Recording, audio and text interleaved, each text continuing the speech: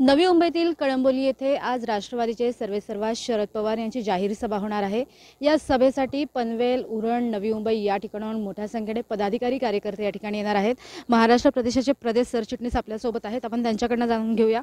Sir, जाहीर सभा होणार आहे, नेमकं काय सांगाल? काय विषय असेल, काय मागण्या असतील? या ठिकाणी आदरणीय शरदचंद्रजी पवार साहेब यांच्या उपस्थितीमध्ये स्वाभिमानी सभा या ठिकाणी होणार आहे। स्वाभिमान कार्यकर्त्यांची सभा होणार आहे। या पनवेल तालुक्यामध्ये अनेक प्रश्न आहेत, त्या प्रश्नाला वाचा फोडण्याच्या दृष्टिकोनातून ही आजची सभा बोलवली आहे।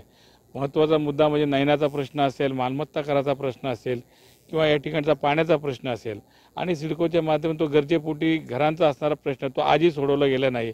असे विविध प्रश्नांना वाचा फोडण्यासाठी आणि त्यांच्या समोर साहेबांसमोर मांडण्यासाठी आम्ही साहेबांना या ठिकाणी बोलवलेलं आहे आणि आम्हाला 100% खात्री आहे साहेब या सगळ्या समस्या सोडवतील आणि इथल्या स्थानिक प्रकल्पाला न्याय देण्याचं काम करतील।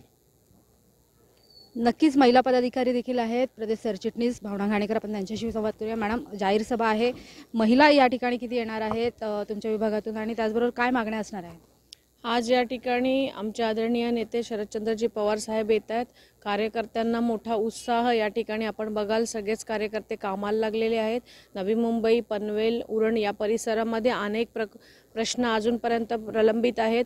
नेते जे आज सत्ताधारी आहेत ते त्यांच्या सत्ता उपभोगण्यामध्ये व्यस्त आहेत आणि नागरिकांचे प्रश्न त्या ठिकाणी खरंच कोण सोडवेल, तर आदरणीय शरदचंद्रजी पवार साहेब यांच्यावर मोठी आशा या ठिकाणच्या जनतेची, नागरिकांची आहे। म्हणूनच आदरणीय पवार साहेब या ठिकाणी येत आहेत। आम्हाला सुद्धा फार आनंद झाला आहे। या ठिकाणच्या समस्या मार्गी लागतील अशी आशा व्यक्त करतोय आम्ही सगळेजण। नक्कीच प्रकल्पबाधित जे आहेत त्यांच्या समस्या मार्गी लावण्यासाठी जे आहे शरद पवार या ठिकाणी येणार असल्याच्या प्रतिक्रिया ज्या आहेत त्या दोन्ही प्रदेश सरचिटणीस यांनी व्यक्त केलेल्या आहेत। कविता लोखंडे, जय महाराष्ट्र, नवी मुंबई।